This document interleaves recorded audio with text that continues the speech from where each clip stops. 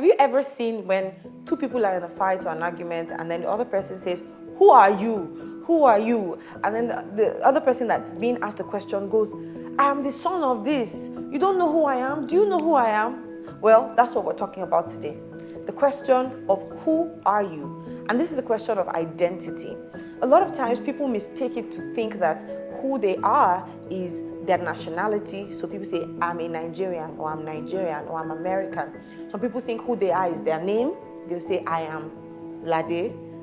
Some people think who they are is their gender. "I'm a woman." Other people think who they are is their job or their occupation. "I'm a doctor." Well, sorry to burst your bubble, but you are not any of those things, because those things are labels. Who you really are is not your name. Who you really are is not your job. Who you really are is not your nationality, is not your gender, because now, even gender, we can change it. You can be a woman and decide you want to be a man. You can be a man and decide you want to be a woman. So at the end of the day, how do we answer this question? Who are you?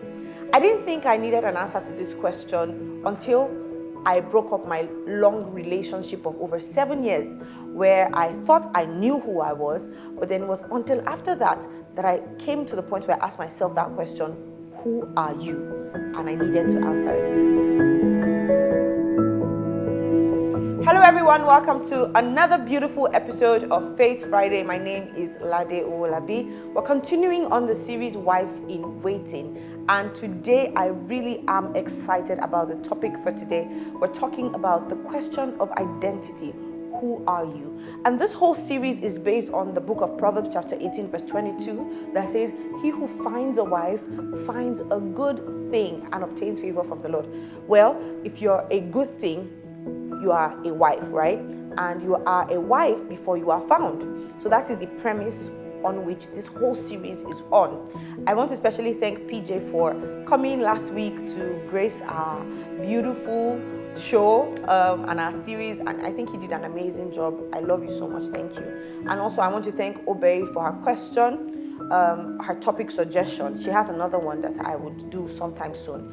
And I want to encourage you, if you have any topic suggestion you think we should talk about, then please let us know in the comments, and we would be sure to handle it by the help of the Holy Spirit. So yes, back to the topic. Who are you?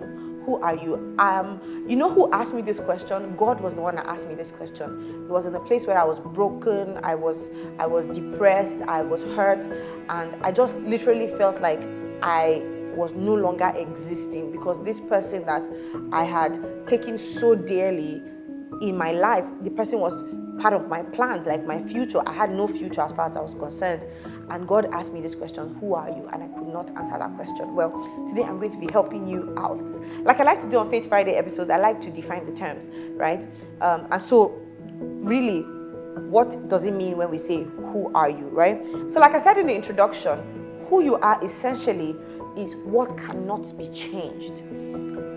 Your label of your name or your job or your father's name, you know, you are Bill Gates' son, and because of that you feel like you can act anyhow, you can do anything. Those are not the things that define who you are. So today we're going to be looking at exactly what defines who we are. And those are the things that don't change really, or are hard to change. Your personality, your natural talents, your gifts, and your skills. Those things do not change. If they do change, they should change for the better.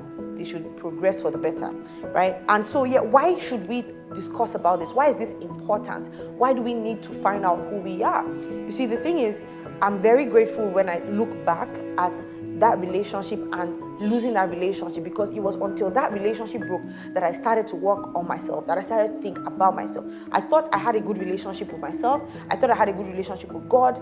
I thought I had a good relationship with other people. But it was until that relationship got broken that I really saw that God is really trying to get me to know me. And so I pray that as you're watching this episode today, God is going to help you to get to know you. Why should you discover who you are? Why is it important? I'm going to be sharing 7 reasons with you today, quick reasons. The first one is to live a purposeful life, to live for something, right? And then the next one I would say on why I think it's important to find out who you are is so that you are not living a lie. A lot of us live a lie. You because your mommy has said you're going to become a nurse. Your daddy has said you're going to become a doctor, and God has blessed them. They are able to afford it. God has also blessed you. You are smart enough. But you've studied medicine and you just really aren't about that life. Maybe you just want to paint. Maybe you just want to take pictures. Maybe you just want to sing. Maybe you just want to be an artist or whatever it is, right?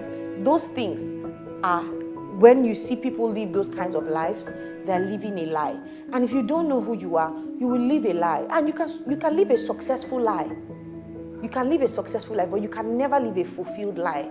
Your life should never be a lie. So you must discover who you are so you're not living a lie. Another reason that's very important in discovering who you are is so that you don't restrict yourself. You don't restrict yourself.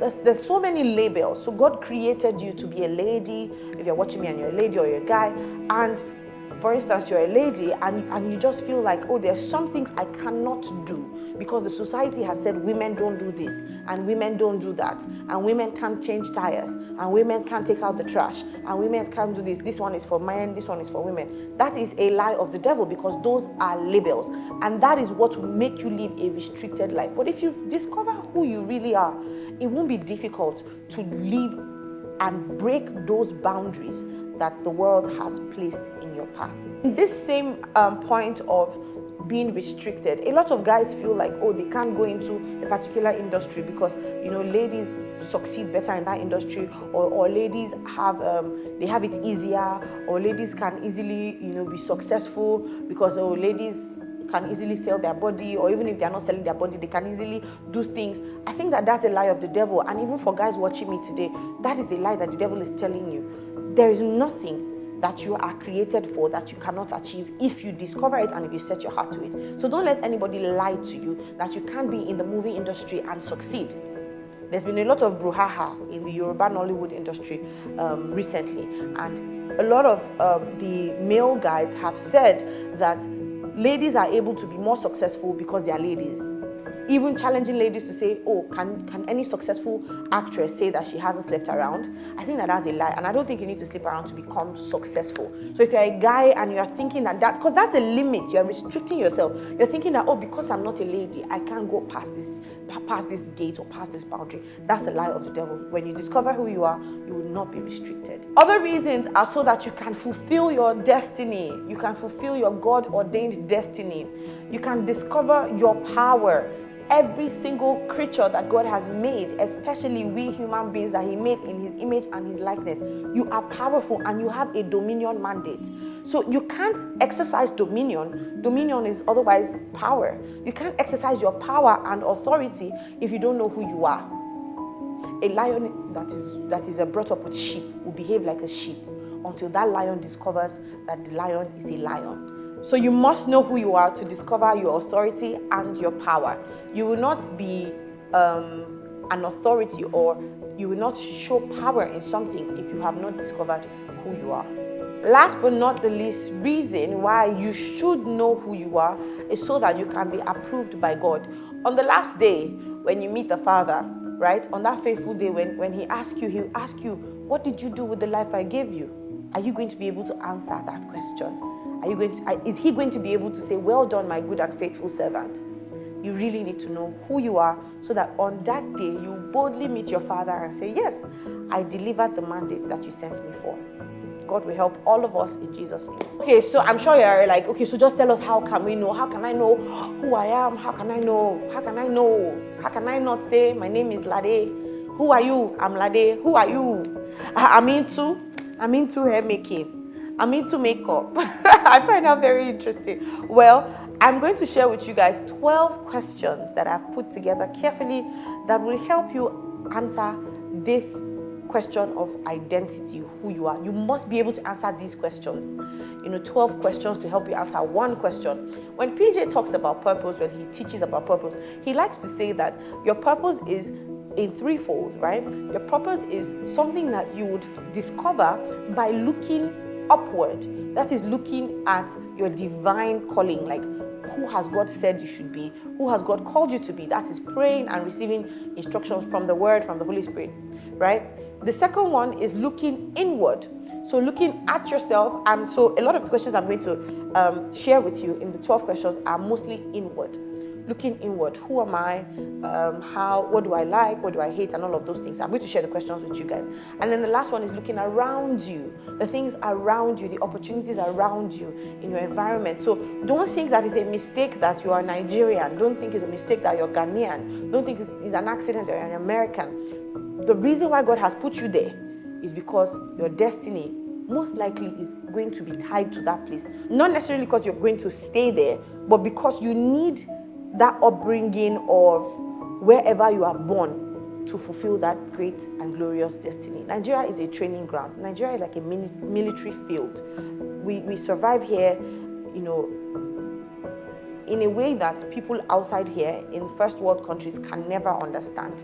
And I don't think it's a mistake that you are born in Africa or in a third world country. So take that and fulfill your glorious destiny. Now to the 12 questions. I'm going to be reading directly from my notes, and I'm also going to try to attach a link in the description to a downloadable PDF where you would see the questions that would help you answer who are you. So number one, you need to be able to answer what makes you happy. What makes you happy? What irritates you or makes you very angry? You need to be able to answer that question. It may be one thing, it may be more than one. What's most important in life to you? What's most important in life to you? What drives you? What inspires you? What motivates you? That's all one question. What drives you? What inspires you? What motivates you? What gets you up ready to get work done? I like to say it like this: if they wake you up at 2 a.m., what is that one thing that they will say, come and do, and you will not hesitate, you'll be happy? If the thing is nothing, then that means maybe sleep is the thing, right? So you have to be able to answer that question. What are you good at? You must know. You must know. And if you don't know, ask people around you, what are you good at? Are you good at talking? Are you good at eating? Are you good at cooking? What are you naturally good at? What do you believe in? Very important. These questions will help you identify what your value systems are, what your belief system is. Number 7, what don't you believe in? It's great to know what you believe in, but it's also important to know what you don't believe in. I've met a lot of ladies today who don't wear earrings, right? There's no solid reason. And I don't feel like anything we do in our life should just be based on que sera sera, or it's just there. And that's how you can identify somebody who is on a mission. It's not a bad thing for you to not go with the flow, to not be like everyone, to not put on pants. There's a lot of ladies that don't wear trousers, pants, right? But you need to have a concrete reason. So what do you believe in? What don't you believe in? And why, right? How would you spend $100? So convert $100 to whatever. Right now, if I gave you $100, how would you spend it? That question would give you a good inclination to who you are, right? Number 9, how would you spend your free time?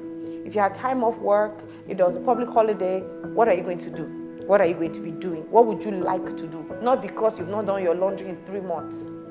No. I'm not saying what do you have to do? What do you need to do? I'm saying what would you like to do? What would you want to do? Free time, that means you've done your laundry. That means you have done the necessary things in life, right? And there's free time. What would you do with your free time? Number 10, what impact would you like your life to make? I want you to imagine your funeral, the day that people will be giving tribute about you. What would you like people to say about you? What impact would you like to make? Number 11, where do you want to get to? How far do you want to get to? How far do you want to get to? Even God told Abraham, as far as your eyes can see. God is not going to bless you beyond the boundaries of your vision. It is as far as your eyes can see. So how far do you want to get to? How would you reward yourself for every milestone in your life? Very important question. Like if you set goals, maybe you want to read 4 books a month. If you read 4 books a month, what's going to be your personal reward for yourself? Is your reward ice cream? Is it chocolates? Is it sleep? Is it we're going out to party? You have to have a reward. So who you are is your value system, your belief system, your natural talents and skills all put together.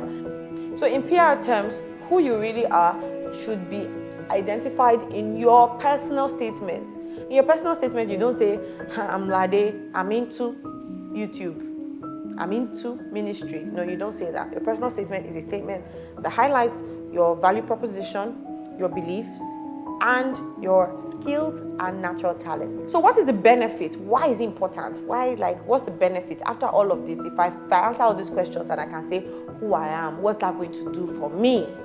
It's going to help you know your worth. You're going to put a price tag on yourself that is deserving, right? You're not going to price yourself cheap. You're not going to give yourself to a brother that is still supposed to be in his mommy's house, right? You're going to place yourself on a pedestal that is worthy of who you are. If you don't know who you are, you will sell yourself anyhow, right? So you must know who you are. The second point is that it will help you make informed decisions. Your decisions will not be guided by what's going on in the society. It's not going to be guided by the latest trends. Your decision is going to have solid, firm foundation, rooted in the knowledge of identity of who you are. Last but definitely not the least, the benefit is going to keep you focused. Your head is going to be in the right place, right? Things are not going to deter you. Distractions will not come from disappointment. Distractions will not come from heartbreak. You're going to know exactly where you are headed to keep you focused. My example that I would like to give today, a Bible example, is Rebecca. Rebecca was somebody from a rich home. You can tell because when she was going to meet Isaac, she went with maidservants, plural, right? And they went with a lot of things. So that gives me an impression that she's from a rich home. Another thing that gives me an impression that she was from a rich home was when Abraham's servant came and he met her, she was able to take him to their house, and their house was able to accommodate him. There was guest house. So if they were not wealthy, there would not be guest house. But even in the midst of that, this lady was out by herself at the well, and she was able to give water to his camels. I read somewhere that that's about 1,200 liters of water. She knew what she was doing, and she was definitely in her place of assignment. You need to be in your place of assignment, and you need it to keep you focused, being able to answer who you are. Another thing that made me know that Rebecca knew who she was that after they had come and they had made their intentions known, they called her. And by the way, the reference to this story is in Genesis chapter 24. If you read that, you would find the story of Rebecca. They called her and asked her, this is what these people have said. What say you? Are you going to go with them? And somebody who does not know her worth, who, she might say, whatever you people say. But she thought over it and she made a decision. She was able to make a decision. She counted herself worthy enough to make a decision. Please don't let pressure, family pressure, push you to making a decision that you're not ready for. Don't let societal pressure push you to make a decision that you're not ready for. Peer pressure, you have all the colors of Asoebi that you could ever get. You have yellow, purple, pink, all the colors. And you just feel like it's time for other people to buy my own Asoebi. If you do know what Asoebi is the attire that ladies wear with their friends on the wedding day. And because you've done Asoebi girls with almost all your friends, you just feel like, well, I'm just going to settle for whoever. Please, it should never be the case. If you know who you are, you will not settle for anything. Before I round up the episode today, I want to remind you to please answer those 12 questions. Please. This is a gift you are giving to yourself. Answer the 12 questions, and I want you to do this at least twice a year. Yes, because these things don't change. Revelation is progressive. You get a revelation about yourself in a progressive form. So you do it at least twice a year so you can know. Because as believers, we know that we are not conformed to the world, but we are renewed, right, by the word. We are transformed and renewed. We are transformed to the image of Christ. So who you think you are right now, just in 6 months, might drastically change, maybe because of your exposure to the Word of God. So it's important that you keep that in mind. Thank you so much for watching. I would really like to see your comments. If this has blessed you, share it with people. And if it has stood out to you, especially my people in the studio, please don't edit this part out. You people should comment whatever has stood out to you, because I know you're listening to it now, fresh hand. And so when the video comes up, some of you don't comment, but leave a comment. Your comment might just bless somebody else, right? And try to answer those 12 questions. Thank you so much for watching, guys. Until next time, don't forget to be the best version of you.